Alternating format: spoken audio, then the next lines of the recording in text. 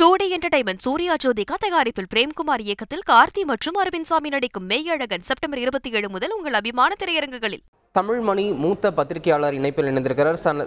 Sir வணக்கம். தற்போது செந்தில் பாலாஜி ஜாமீனில் இன்று வெளிவருவார் என எதிர்பார்க்கப்பட்ட நிலையில் அவர் வெளிவருவதில் பல சிக்கல்கள் குழப்பங்கள் இருப்பதாக நீதிபதி தெரிவித்திருக்கிறார். இது குறித்தான உங்களுடைய முதற்கட்ட பார்வை சார்.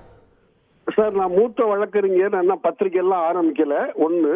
நம்பர் 2, அந்த நீதிபதி 100க்கு 100 தவறு.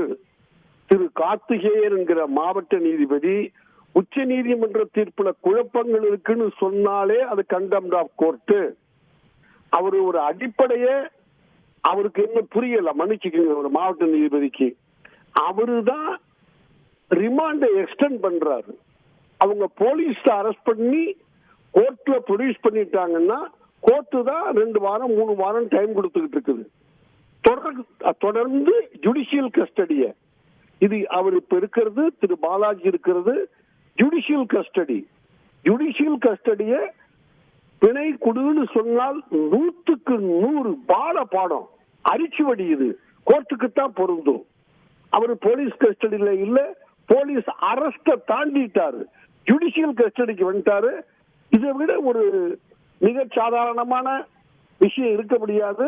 இதை இந்த கோர்ட்டு தான் ஏத்துக்கணும், கோர்ட்டு தான் பிணையை அக்செப்ட் பண்ணணும். போலீஸ் அதிகாரிக்கு பிணையை அக்செப்ட் பண்ற அதிகாரம் கிடையாது. அந்த நீதிபதி 100க்கு 100 தவறு.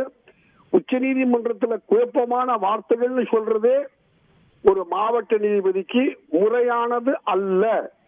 நன்றி. உங்களுடைய கருத்துக்களுக்கு நன்றி திரு தமிழ்மணி. டூடி என்டர்டைன்மெண்ட் சூர்யா ஜோதிகா தயாரிப்பில் பிரேம்குமார் இயக்கத்தில் கார்த்தி மற்றும் அரவிந்த் சாமி நடிக்கும் மெய்யழகன் செப்டம்பர் 27 முதல் உங்கள் அபிமான திரையரங்குகளில்.